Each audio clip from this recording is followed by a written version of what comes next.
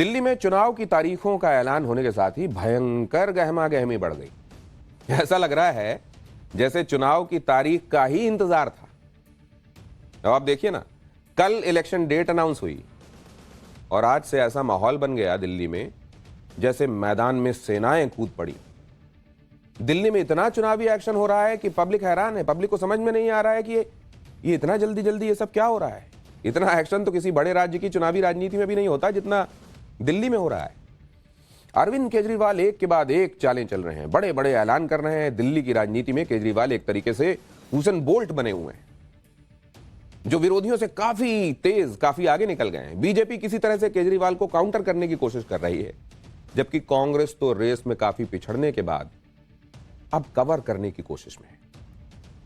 केजरीवाल ने आज हिंदुत्व के मोर्चे पर भी बड़ा ऐलान कर दिया है। पुजारियों को प्रति माह वेतन का ऐलान केजरीवाल पहले ही कर चुके हैं, लेकिन आज केजरीवाल ने बीजेपी के हाथ से हिंदुत्व का मुद्दा भी छीनने की कोशिश की, जिसके बारे में भी आगे आपको बताऊंगा। असल में दिल्ली में कई मुद्दों पर राजनीति हो रही है, बयानबाजी हो रही है, एक दूसरे पर हमला हो रहा है, लेकिन आज का दिन दिल्ली में बंगले वाली राजनीति के नाम रहा। मुख्यमंत्री आवास और प्रधानमंत्री आवास के नाम पर आज जमकर राजनीति हुई। आप देखिए किस तरह से घमासान हुआ। आम आदमी पार्टी के नेता शीश महल में जाने की कोशिश कर रहे थे, रोके जाने पर शीश महल के बाहर ही उन्होंने धरना दे दिया।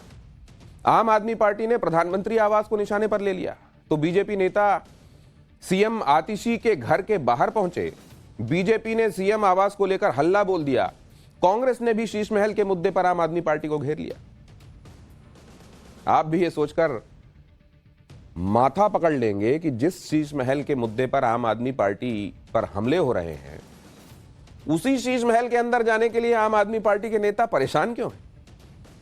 यह भी हैरानी की बात है कि बीजेपी नेता दिल्ली की सीएम आतिशी के घर के बाहर क्यों पहुंच गए। इन दोनों के बीच में कांग्रेस भी अपनी मौजूदगी दिखाने के लिए कूद पड़ी। है ना दिलचस्प। दिल्ली चुनाव का पूरा अपडेट आगे आपको बताऊंगा। असल में दिल्ली में आज जो हुआ वो बहुत हैरान करने वाला था। बीजेपी नेता आज दिल्ली की सीएम आतिशी के घर के बाहर पहुंच गए। बीजेपी ने आरोप लगा दिया कि सीएम आवास को लेकर जो बातें आम आदमी पार्टी कह रही है तो सब गलत, किसी को भी सीएम आवास से नहीं निकाला गया। दूसरी तरफ आम आदमी पार्टी अब बीजेपी को उसी की भाषा में जवाब दे रही है। जिस शीश महल के मुद्दे पर आम आदमी पार्टी बैकफुट पर दिखाई दे रही थी, उसी शीश महल को लेकर आज आम आदमी पार्टी ने मोर्चा खोल दिया। बीजेपी के आरोपों पर आज संजय सिंह और सौरभ भारद्वाज शीश महल के बाहर पहुंच गए और अंदर जाने की कोशिश करने लगे। आम आदमी पार्टी ने कहा कि बीजेपी शीश महल को लेकर जो आरोप लगा रही है वो झूठे हैं। सुनिए संजय सिंह को। देश के चौथे स्तंभ मीडिया को हमने कहा चलिए और देखते हैं कहां है सोने का टॉयलेट, कहां है मिनी बार, कहां है स्विमिंग पूल। आपने देख लिया, सिर्फ 2 लोगों के लिए वाटर कैनन की बस लगा रखी है, इतने सारे पुलिस वाले लगा रखे हैं। हम कोई आतंकवादी हैं? देश के सर्वोच्च सदन के सदस्य हैं, दिल्ली सरकार के कैबिनेट मंत्री हैं, इतनी पुलिस क्यों लगा रखी है? क्यों रोक रहे हैं? इसका मतलब भारतीय जनता पार्टी झूठ बोल रही है। बंगले को लेकर हो रही राजनीति और धरना प्रदर्शन की और तस्वीरें आपको दिखाऊंगा, लेकिन पहले यह बताता हूं कि बीजेपी और आम आदमी पार्टी एक दूसरे पर आरोप क्या लगा रहे हैं।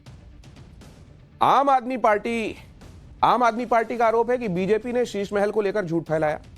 सोने का टॉयलेट, स्विमिंग पूल और मिनी बार पर बीजेपी झूठ बोल रही है।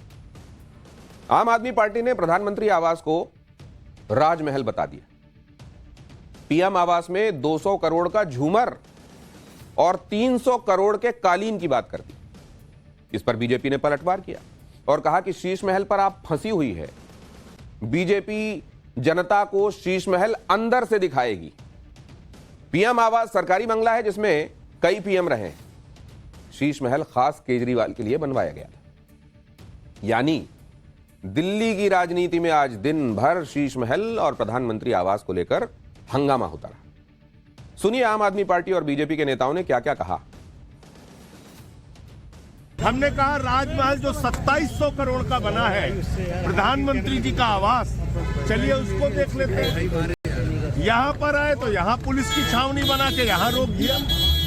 इसका मतलब हमारे आरोप पूरी तरीके से सत्य हैं। 6700 जोड़ी जूते, 5000 सूट, और 5 इसके अलावा 200 करोड़ रुपए की झूमर, 300 करोड़ रुपए की कालीन, ये सब कुछ प्रधानमंत्री जी के आवास में मौजूद है और उसको वो दिखाना नहीं चाहते। उसको चाहिए संजय सिंह को कि जाके राहुल गांधी से पूछे कि तुम्हारे पिताजी ने राजमहल क्यों बनाया था। 7 लोक कल्याण मार्ग, जिसे 7 रेस्कोर्स रोड कहते थे, राजीव गांधी के समय पे तब से लेकर अब तक जितने प्रधानमंत्री हुए, चाहे वो स्वर्गीय नरसिम्हा राव हुए, स्वर्गीय चंद्रशेखर हुए, वीपी सिंह जी हुए, अपना गुजराल साहब हुए, मनमोहन सिंह जी हुए, श्रद्धेय अटल बिहारी वाजपेयी हुए, सब उसी बंगले में रहे हैं। तो आज मनमोहन सिंह रह रहे हैं, आज नरेंद्र मोदी जी रह रहे हैं। 47 के बाद कोई और प्रधानमंत्री आएगा तो वो रहेगा। तो इसमें इनको क्या तकलीफ? वो सरकारी दर्जा प्राप्त प्रधानमंत्री आवास है। यानी आम आदमी पार्टी ने शीश महल के मुद्दे को प्रधानमंत्री आवास से जोड़ दिया और प्रधानमंत्री आवास को अंदर से देखने निकल पड़े। संजय सिंह और सौरभ भारद्वाज को पीएम आवास को अंदर से देखने के लिए वो तो पहुंच भी गए, लेकिन दोनों को ही रोक दिया गया। संजय सिंह ने पुलिस वालों से कहा भी कि अंदर से पीएम आवास देखना है, लेकिन हम अंदर नहीं जा पाए। आम आदमी पार्टी ये मैसेज देने की कोशिश कर रही है कि उसके नेताओं को ना तो शीश महल के अंदर जाने दिया जा रहा है और ना ही प्रधानमंत्री आवास के भीतर जाने दिया जा रहा है। यानी बीजेपी शीश महल पर जो आरोप लगा रही है वो गलत है और प्रधानमंत्री आवास पर जो आरोप आम आदमी पार्टी लगा रही है वो सही है। इधर बीजेपी भी बंगलों को लेकर भयंकर राजनीति कर रही है। आज दिल्ली बीजेपी अध्यक्ष वीरेंद्र सचदेवा दिल्ली की सीएम आतिशी के सरकारी आवास के बाहर पहुंच गए।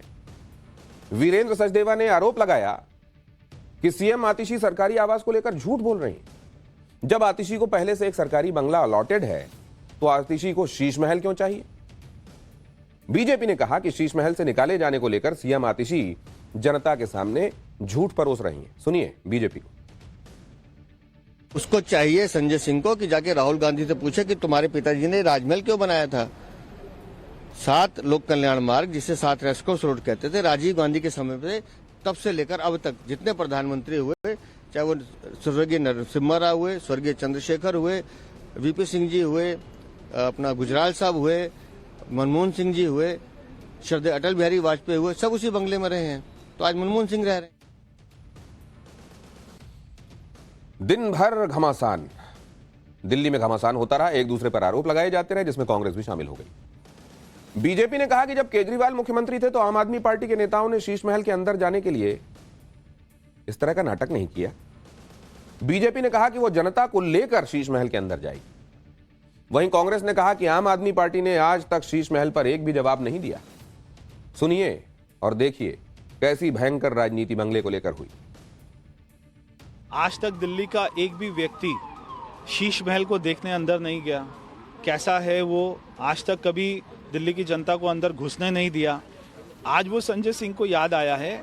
मैंने परमिशन मांगा है पीडब्ल्यूडी से। आजकल वो पीडब्ल्यूडी के पास है। जैसी परमिशन मिलेगा मैं आपको भी लेकर जाऊंगा। आप कहते हैं आम आदमी के, आप आदमी कौन सा आम आदमी भाई? आपने जिस तरीके का मकान बनाया है, और ये बहुत नया है कि उसने कर लिया, उसने कर लिया, उससे हम अलग सवाल पूछेंगे। आपसे तो आपके सवाल पूछते हैं। आपने अपने शीश महल का एक जवाब नहीं दिया आज तक।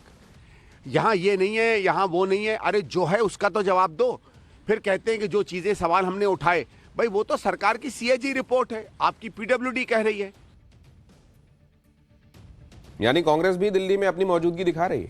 आज ही कांग्रेस ने दिल्ली के लिए एक योजना का ऐलान किया। राजस्थान के पूर्व सीएम अशोक गहलोत ने इस दौरान आम आदमी पार्टी पर डायरेक्ट अटैक कर दिया। अशोक गहलोत ने कहा कि आम आदमी पार्टी तो कांग्रेस के लिए विपक्ष है। सुनिए अशोक गहलोत। कांग्रेस को रेस में ही मान नहीं रही है आम आदमी पार्टी की। कांग्रेस कहीं रेस में ही नहीं है दिल्ली के चुनाव। वो तो विपक्ष है हमारे लिए। उनको ये भ्रम है कि पहले वो जीत गए थे 2 बार। इस बार माहौल बदला हुआ लगता है मुझे। माहौल बदला हुआ है। कांग्रेस बहुत बेटर तरीके से कैंपेन कर रही है। मुझे यकीन है कि इस बार परिणाम अच्छे आ सकते हैं। तुम्ही से मोहब्बत, तुम्ही से लड़ाई, अरे मार डाला दुहाई दुहाई। दरअसल कांग्रेस और आम आदमी पार्टी दोनों ही इंडी गठबंधन में शामिल है, लेकिन दिल्ली में दोनों अलग अलग चुनाव लड़ रहे हैं। आम आदमी पार्टी पूरी कोशिश कर रही है कि इंडी गठबंधन के बाकी दल उसे समर्थन दें। आज अशोक गहलोत के बयान पर अरविंद केजरीवाल ने क्या कहा?